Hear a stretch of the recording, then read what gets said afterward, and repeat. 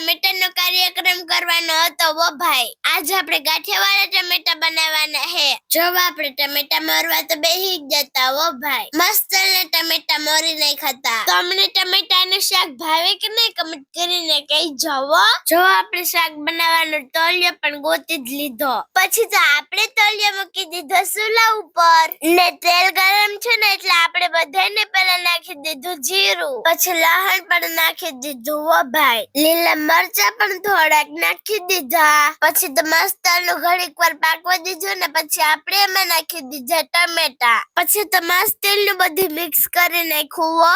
એક number mix કરીને આપણે ઢાંકી દીધું ઢાંકણું. ઘડીક ઢાંકી દઈએ એટલે મસ્ત તલનું પાકી જાય ને એટલે એક બે વાર ચમચી મારી તેને આપણા ટમેટા મસ્ત એક નંબર પાકી જાવ. પછી આપણે એમાં નાખી દીધી ચટણી. પછી હળદર પણ નાખી દીધી. મીઠું પણ નાખી દીધું ને પછી બધું મસ્ત તેલનું મિક્સ કરી નાખ્યું. રાતો સ્વર મસ્ત તલનું થઈ ગયું તું હો ભાઈ. પછી ઢાંકણું ઢાંકીને ઘડીક પાકવા દીધું ને પછી થોડીક વારમાં આપણું શાક એક નંબર મસ્ત પાકી ગયું હો ભાઈ. ને પછી આપણે એમાં નાખી દીધા ગાંઠિયા ને પછી મસ્ત મિક્સ કરી નાખ્યું ને એટલી વારમાં આપણું શાક બનીને તૈયાર થઈ ગયું. પછી તો ઉતારીને આપણે થોડાક ધાણા નાખી દીધા અને થોડોક મસાલો પણ નાખી દીધો. તમને અમારા ટમેટાનું શાકનો લુક કેવું લાગ્યું કમેન્ટ કરીને કહેજો હો.